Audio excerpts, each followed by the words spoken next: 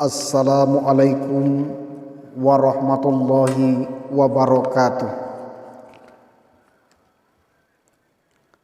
Alhamdulillahillazi khalaqal insana fi ahsani taqwim.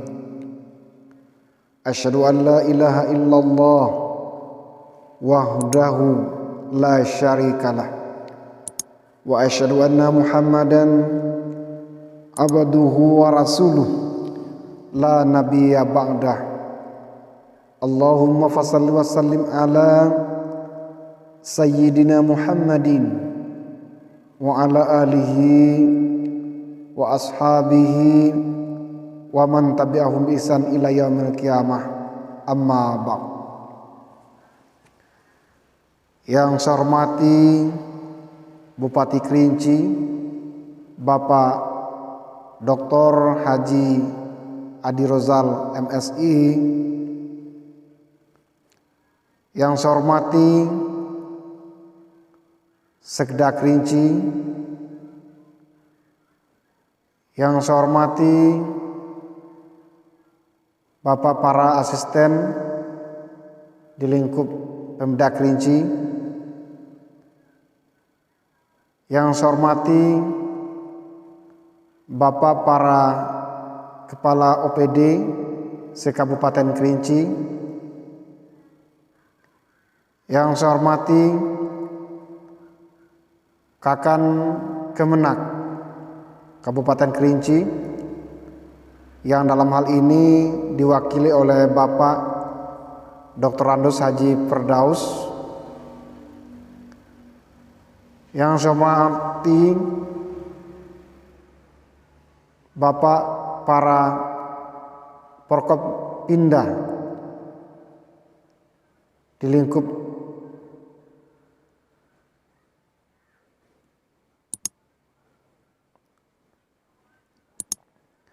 yang saya hormati Bapak para Porkompinda Kabupaten Kerinci yang berhadir pada kesempatan ini, yang saya hormati Bapak-bapak para camat se-Kabupaten Kerinci,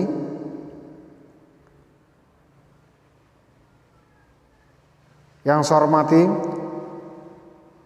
seluruh segenap panitia penyelenggaraan peringatan menyambut Tahun Baru Hijriah ini.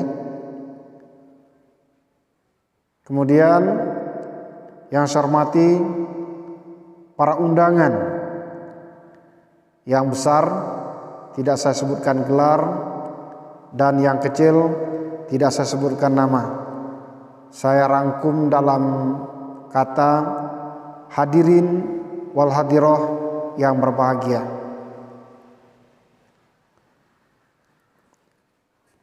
Pertama-tama kita senantiasa mengucapkan rasa syukur yang sedalam-dalamnya kehadirat Allah, Zat yang Maha Suci, Zat yang Maha Mulia, Zat yang Maha Indah, yang senantiasa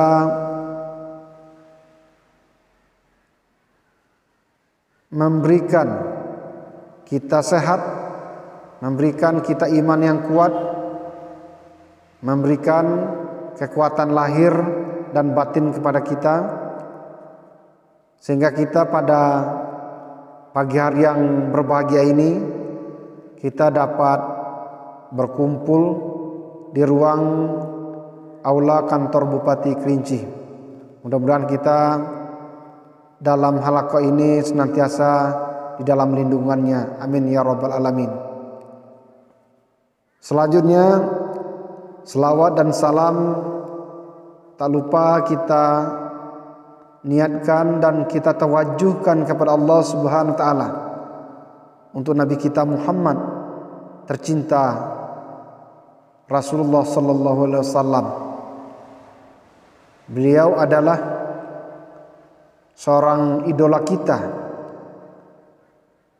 seorang yang kita yakini, kita anut dan kita amalkan ajarannya.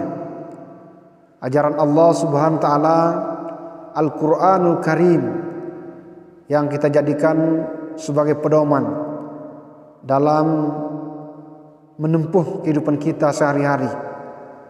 Kita membentengi diri kita dengan ajaran Al-Quran dan hadisnya, sehingga kita dapat berjalan lurus. Kita akan dapat mengikuti petunjuk-petunjuk itu, sehingga hidup kita akan dicintai dan diridhoi oleh Allah Subhanahu wa taala. Bapak Bupati yang saya hormati dan seluruh para hadirin wal hadirat yang saya muliakan. Pertama, saya mengucapkan terima kasih kepada Bapak Bupati yang telah mengamanahkan saya untuk memberikan ceramah agama kita ini dalam rangka untuk menyambut tahun baru Hijriah.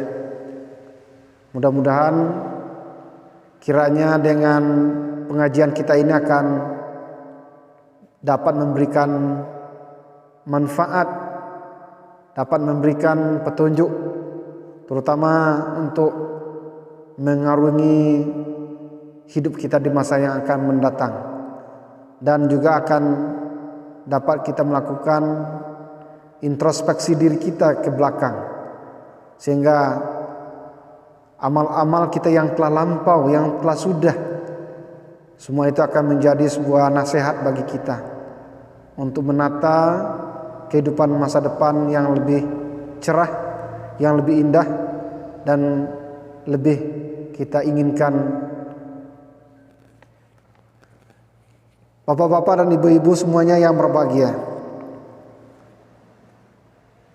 pada kesempatan ini izinkanlah kami untuk menyampaikan pengajian ini dengan memberikan tema membangun etos kerja berbasis pengenalan diri. Membangun etos kerja berbasis pengenalan diri. Kita sesungguhnya menginginkan kita beretos di dalam bekerja. Kita ingin hasil dari kerja kita itu adalah maksimal. Ini sebuah harapan bagi kita semua. Namun apa yang kita inginkan itu seringkali berbeda dengan apa yang terjadi. Misalnya kita tidak mendapati hasil kerja kita sesuai dengan apa yang kita inginkan. Mungkin rendah, mungkin gagal, dan lain sebagainya. Semua ini adalah disebabkan diri kita. Kalau disebut kenal diri, maka lawan dari kata itu adalah lupa diri. Orang sering gagal, orang sering tidak berhasil, itu adalah karena dia gagal memahami dirinya. Dia tidak sadar diri, tidak mengerti diri, tidak tahu diri, dan bahkan tidak sadar diri. Orang-orang yang tipis seperti itu adalah disebut dengan orang yang lupa diri. Kalau terjadi lupa diri, maka bukan mustahil akibatnya adalah muncul bencana, muncul berbagai model musibah, gagal pekerjaan, hancur pekerjaan, tidak maksimal pekerjaan, dan lain-lain bentuk-bentuk ketidakberhasilan kita. Karena itu adalah kita tidak terkoneksi diri kita dengan sebaik-baiknya, atau kita lupa akan diri kita yang sesungguhnya. Ini merupakan penyebab bencana bagi kita. berbagai bencana yang muncul. Misalnya bencana alam, kebanjiran, longsor, dan lain sebagainya. Begitu juga dengan bencana kemanusiaan, sakit, mati, dan lain sebagainya. Begitu juga dengan bencana moral. Misalnya orang itu menjadi pemalas, tidak bekerja secara maksimal, bekerja secara asal-asalan, melakukan kejahatan, dan hal-hal yang lain yang bersifat dekadensi moral itu sendiri. Ini semuanya adalah bencana, karena dia tidak mengenal akan dirinya yang sesungguhnya. Coba kalau dia kenal akan dirinya, maka dia tidak akan melakukan hal-hal yang tercela itu. Oleh karena itu, alangkah bagusnya kita di tahun baru ini melakukan introspeksi diri, menghisap diri kita.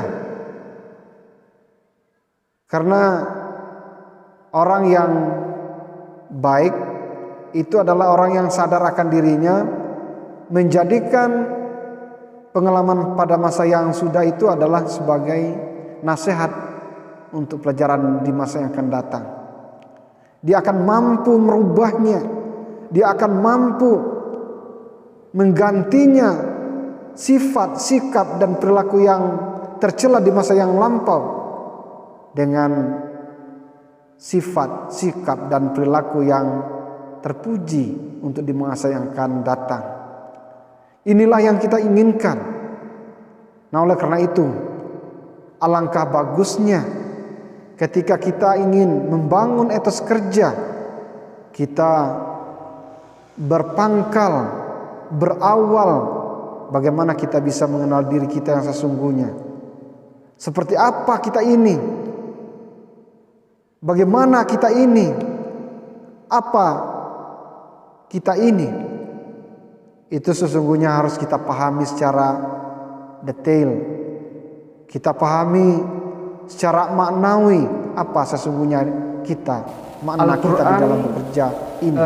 Menjelaskan. Wa iz qulna lil malaikati inni khaliqum basaran min tin summa fa iza sawaitu wa nafaqtu fihi min ruhi faka'u lahu sajidin. Ketika Allah berfirman kepada malaikat, sesungguhnya ia akan menciptakan manusia itu dari sarifati tanah. Kemudian ketika jasad itu, kita itu sudah sempurna, wa nafaqtu fihi min ruhi faka'u lahu sajidin. Kata Allah, kami tiupkan kepada janin itu ruhku, kata Allah. Faka'u lahu sajidin, maka sujudlah kamu kepadanya.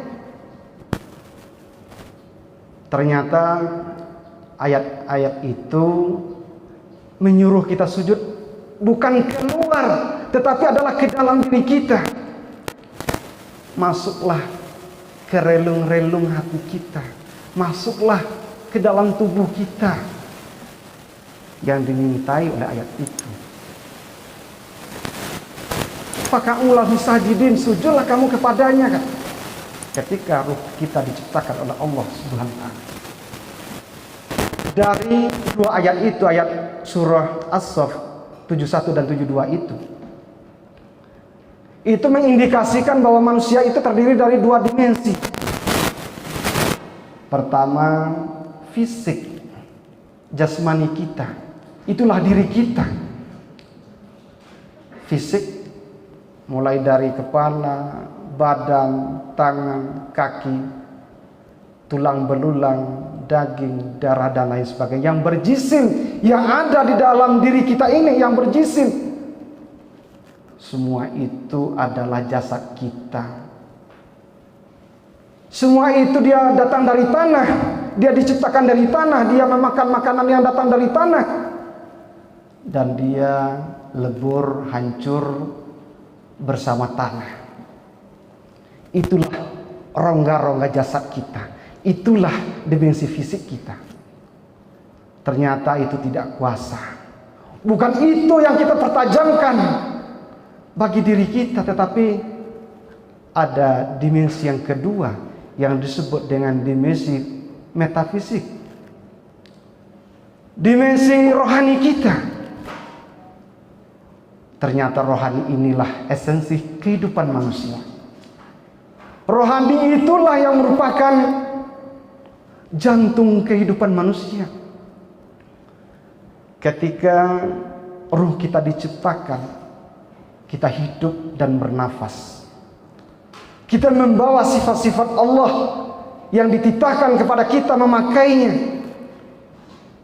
Kita bisa melihat, kita bisa mendengar, kita bisa berkehendak, kita bisa berkata-kata, kita bisa bergerak dan lain sebagainya. Semua itu adalah anugerah Allah yang dititipkan kepada kita memakainya. Itulah rohani kita. Rohani yang datang darinya. Dia akan besar, dia akan bahagia, dia akan tentram ketika dia memakan makanan yang datang dari dia. Apa makanan yang datang dari dia? Al-Quranul Karim. Ketika kita anut, kita yakini dan kita amalkan Al-Quranul Karim itu sebagai pola hidup kita di dalam kehidupan ini, jelas orang yang seperti itu akan tentram batinnya. Orang yang seperti itu akan menjadi bahagia batinnya. Rindu akan kekasihnya Allah Subhanahu wa ta'ala yang memberikan kehidupannya. Bapak-bapak hadirin sidang jemaah yang mulia, rindu kalau kita memakan makanan yang memang asalnya dari dia, ruh yang datang dari dia, Al-Quran yang datang dari dia, kita kombinasikan, dia tumbuh, dia hidup, dia bersemayam, dia mengekspresikan dirinya di dalam diri kita. Maka dia itu pula lah yang akan kembali menghadap Allah Subhanahu wa ta'ala. Itulah dimensi rohani kita. Itulah mesinnya kita. Itulah pelopornya jasad. Ketika jasad itu dapat bersikap dan perilaku, ternyata itu adalah denyut dari situ. Keindahan-keindahannya dimunculkan dalam kebatinan yang jernih, kebatinannya yang gemilang. Indah rasanya dunia ini kalau kita bergelora dari kebatinan yang tersucikan itu. Pak Bupati yang saya muliakan dan seluruh para hadirin yang saya muliakan, kalau kita cek bagian rohani itu, apa bagian yang rohani itu? Pertama adalah akal. Ternyata di dalam Al-Quran sungguh banyak yang meletakkan, memfungsikan bahwa akal itu ternyata sangat dan amat mulia bagi manusia. Afala ta'qilun misalnya, liqaumin yatafakkarun dan lain sebagainya. Ternyata akal itu memang sangat berfungsi bagi kita. Bagaimana kita memuliakan diri kita, bagaimana kita memuliakan Allah. Akal menempati posisi yang juga terdepan, menempati posisi yang amat penting, yang strategis. Bagaimana kita mengolah diri kita. Kalau kita lihat akal itu terdiri dari dua macam. Pertama ada namanya akal rasional. Akal rasional itu adalah akal yang bermain di otak kita, yang berpikir secara indrawi, yang ada di otak kita itu adalah akal rasional. Barat ternyata sangat sering menggunakan akal yang terletak di rasional ini. Tetapi bagi kita umat Islam tidak cukup kita hanya menggunakan otak yang ada di otak kepala kita ini. Kenapa? Karena dia adalah sangat terbatas. Otak yang terletak di rasional ini ternyata dia hanya mampu untuk menerawang sesuatu yang lahiri, sesuatu yang zahir. Sementara untuk mengolah persoalan-persoalan yang gaib, bagaimana keimanan, bagaimana keyakinan, bagaimana ketakwaan, dan bagaimana kemuliaan Allah yang ada di muka bumi ini. Ternyata rasionalitas kita sangat terbatas tentang itu. Apa yang bisa menembus itu? Ternyata yang bisa menembus itu adalah akal yang terletak di hati kita, yang seringkali disebut dengan akal intuitif namanya. Akal spiritual. Ternyata akal spiritual yang terselubung di bilik hati kita memiliki kemuliaan yang dahsyat, yang mampu menangkap fenomena-fenomena gaib. Satu contoh misalnya, ada orang marah kepada kita, tetapi hati kita kenapa tersentak marah? Ikut rasanya kemarahan dia. Padahal pada mulanya kita tidak marah, tetapi dengan datangnya orang yang marah, kita ikut merasakan ada marah. Begitu pula misalnya datang orang sedih, menangis dia dengan kita, padahal kita tidak mengetahui apa-apa dia. Tapi kenapa kita merasakan kita juga sedih? Mau rasanya kita menangis karena mengikuti aura dia. Kondisi yang seperti ini ternyata ada yang menghubungkan, ada yang mensilahkannya antara diri dia dengan kita itu terhubung. Dan itulah yang disebut dengan silaturahim. Dan itulah akal intuitif yang bermain. Jadi jarak dekat, jarak jauh, ternyata bagi akal intuitif itu bisa dihubungkan. Dia akan terkoneksi dengan dirinya sendiri, akan terhubung. Kalau kita bermain di ranah kebatinan rasa tadi yang ada pada akal intuitif itu. Nah, oleh karena itu seringkali kita dengar orang tua bilang ada keramat, kekeramatan itu adalah bentuk kemuliaan yang dititahkan Tuhan kepada orang-orang tertentu untuk memakainya. Apa itu? Itu adalah orang itu memang bermain dengan akal intuitif, akal spiritual. Jadi kalau senantiasa kita latih, kita biasakan dia hidup di dalam diri kita, maka dia akan besar. Dan itulah yang kita jadikan alat untuk menangkap fenomena-fenomena yang lain. Jadi ketika indrawi kita tidak terjangkau dengan itu, maka kita dapat menjangkau dengan akal yang disebut dengan intuitif itu. Itulah kebiasaan-kebiasaan orang-orang yang arif, orang-orang yang bijak, yang senantiasa melatih itu. Jadi jarak jauh seringkali orang memantaunya dengan itu. Itulah akal yang pertama, yang ada bagian dari rohani kita. Yang kedua, hati. Hati seringkali disebut dengan kolbun. Berasal dari kata kolaba yaklubu kolbun, artinya bolak-balik. Dalam beberapa literatur, hati itu disebut dengan tempat antara keimanan dengan keingkaran itu dia berbolak-balik. Seringkali ada yang turun, ada yang naik, tetap. Ternyata tempatnya itu adalah di hati. Maka di situ disebut dengan kolbun, tempatnya bolak-balik itu. Dalam beberapa buku itu disebutkan hati itu diibaratkan dengan pintu. Bagaimana pintu itu? Dia dilewati oleh orang. Ada yang baik dan ada yang tidak baik. Siapa yang mampu memenangkan untuk masuk itu? Dan itulah yang akan menebarkan kekuasaannya di hati. Kalau kebaikan yang menang, maka dia akan masuk ke hati dan dia akan duduk di hati Dia akan berkuasa di hati dan dialah yang menyebarkan segala macam aktivitas kita sampai ke pola akal, sampai ke pola sifat, sikap dan perilaku kita. Itu adalah ketika dia yang menang.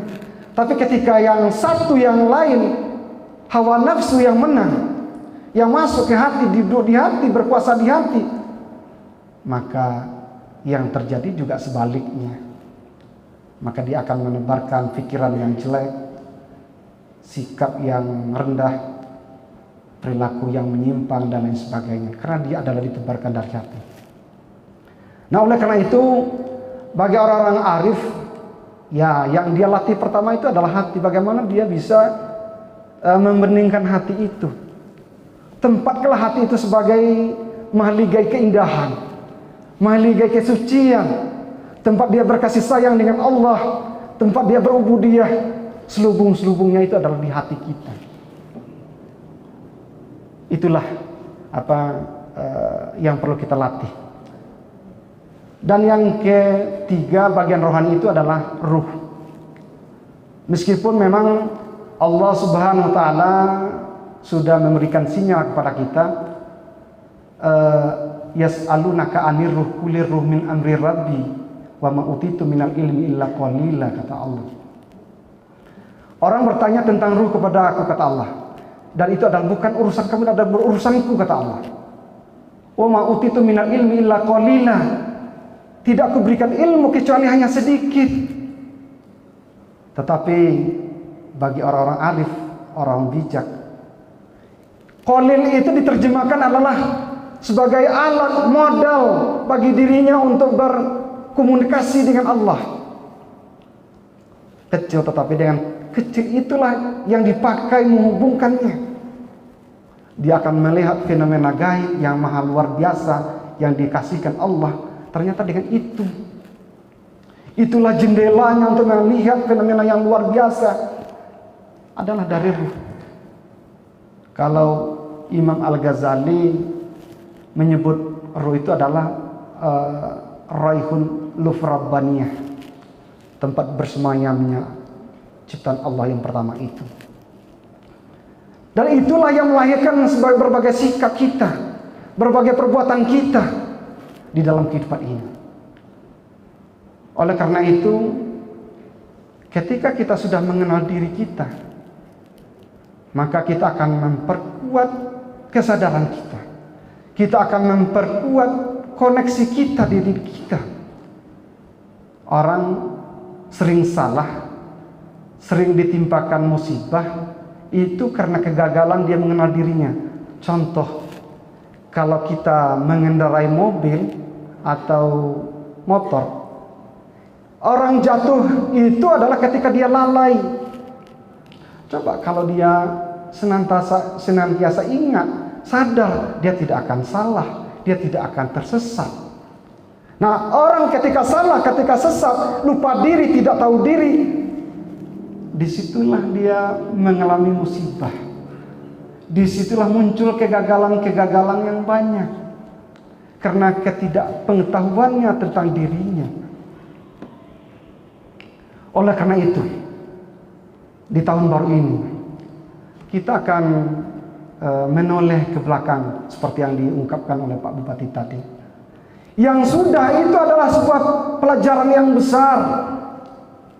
Kita explore apa yang sudah pernah kita lakukan, di mana salahnya kita, di mana yang tergantung, di mana yang kurang. Kita renung sejenak, karena menghisap diri itu adalah sesuatu yang sangat penting bagi kita untuk memperbaiki diri sekarang dan masa yang akan datang. Lakukanlah introspeksi diri.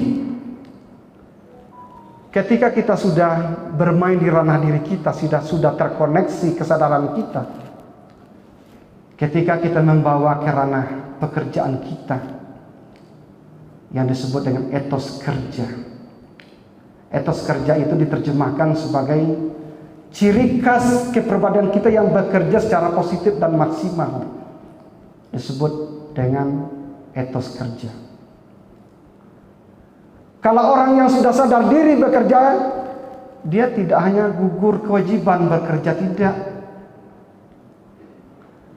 Yang dia harapkan itu adalah dia bisa memaksimalkan sepenuhnya. Dengan kata lain, bekerja sepenuh hati. Jadi tidak separuh hati, tapi sepenuhnya. Itu yang disebut dengan etos kerja. Jadi semua totalitas kita, dengan dasar pengenalan diri kita tawajuhkan untuk bekerja secara maksimal. Itulah yang disebut dengan etos kerja. Jadi kita menginginkan hari ini lebih baik daripada hari kemarin, seperti yang diungkapkan Bapak Bupati tadi kita. Dan esok mestinya harus berisi bermakna daripada hari ini. Itulah yang kita harapkan. Tapi kalau terjadi sebaliknya itu, kata Bapak tadi, itu kategori orang yang rugi, orang yang tidak beruntung. Ada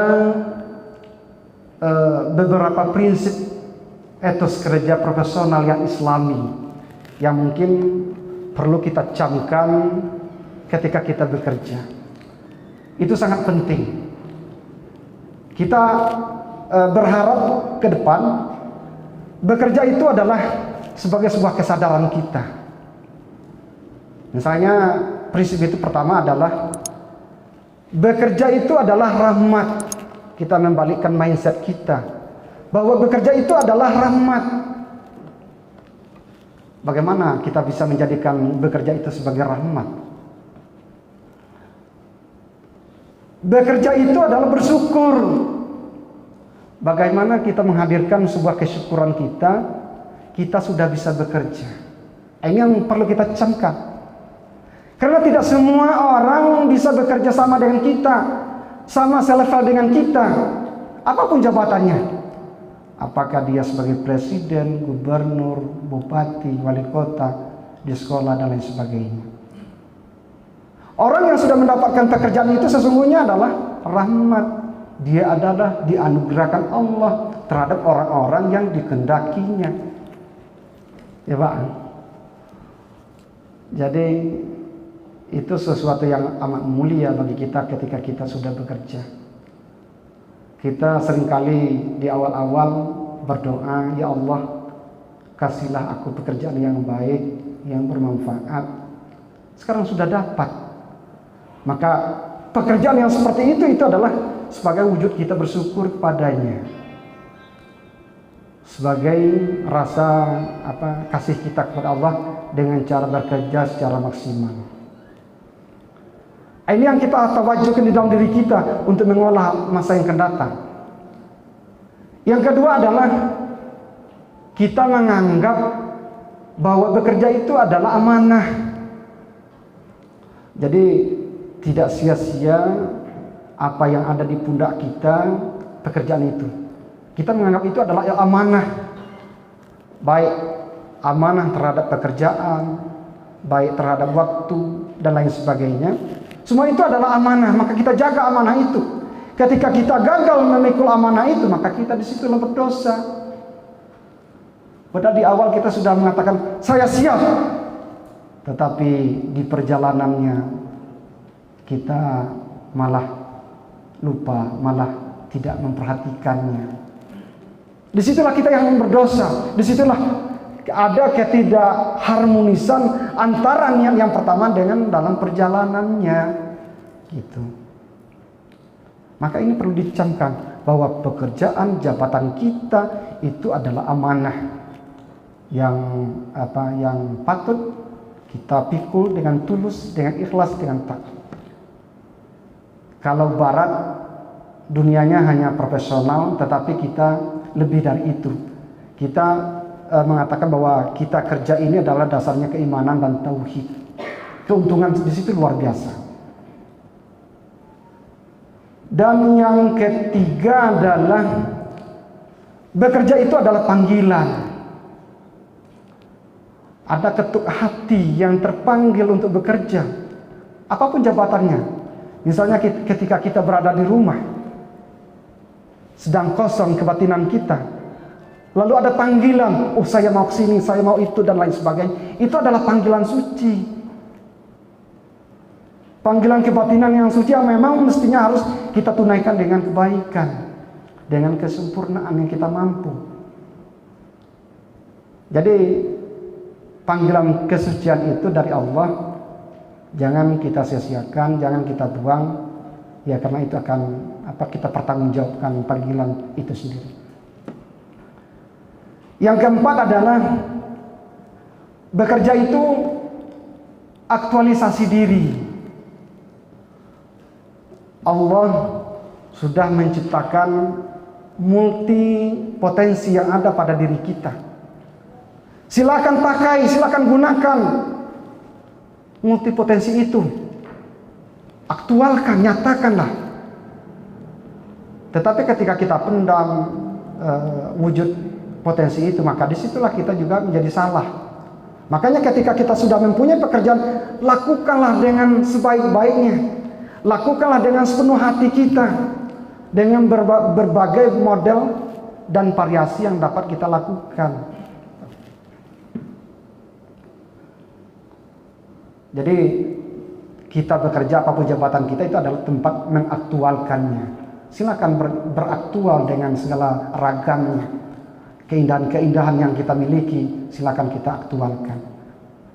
Maka disitulah ranah-ranah kita bermain dengan aktual itu. Kemudian yang kelima adalah bekerja itu adalah ibadah. Jadi mengapa kita mengatakan itu adalah ibadah? Karena niat kita dari rumah itu adalah bekerja untuk mencari rezeki, untuk menghidupi istri, anak, dan lain sebagainya. Maka kita menganggap semua itu adalah ibadah. Ketika kita memulai dengan niat yang tulus dan ikhlas mencari ridho Allah, semua yang kita tunaikan, yang kita kerjakan akan menjadi ibadah. Maka jangan kita bekerja itu dengan paksa. Ketika disebut ibadah, dia harus berjalan alami. Kalau sesuatu yang dipaksakan bukan ibadah, tapi yang disebut dengan ibadah itu adalah yang memang berjalan nalurinya. Dia berjalan alami dengan niat yang tulus, ikhlas, tekun, dengan dilandasi dengan nilai tauhid. Dia berjalan dengan bagus. Itulah ibadah.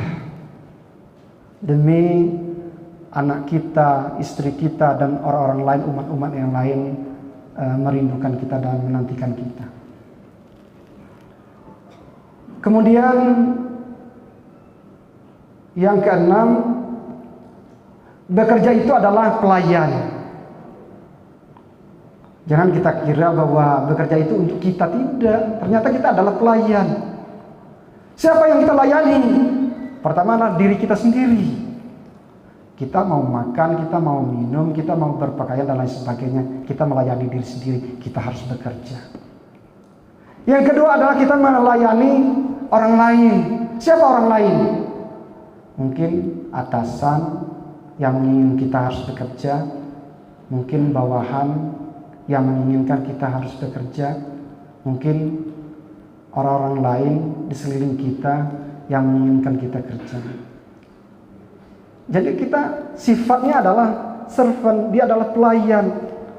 Maka tugas kita adalah melayani sejenak terhadap berbagai kebutuhan-kebutuhan orang dan semua yang ada di sekeliling kita. Bahkan disitulah kita akan memuliakan Tuhan. Kita akan memuliakan Allah dengan memfungsikan semua layanan kita. Selagi kita bisa, selagi kita mampu melaksanakannya, silakan tunaikan itu dengan maksimal.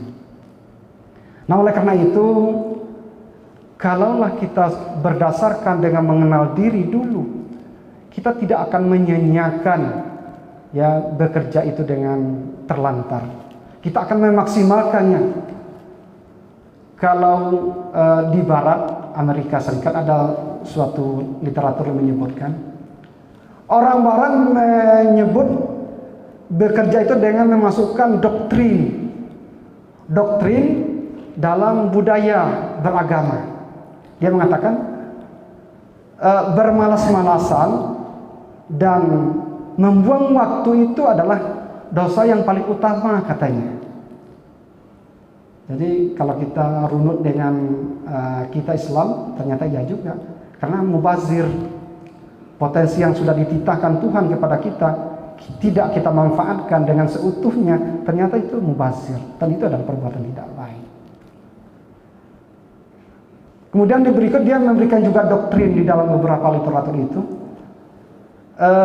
Orang yang giat bekerja itu harus mampu meluangkan waktu untuk bekerja dengan sungguh-sungguh. Karena apa? Karena dia akan diikuti oleh para pengikutnya.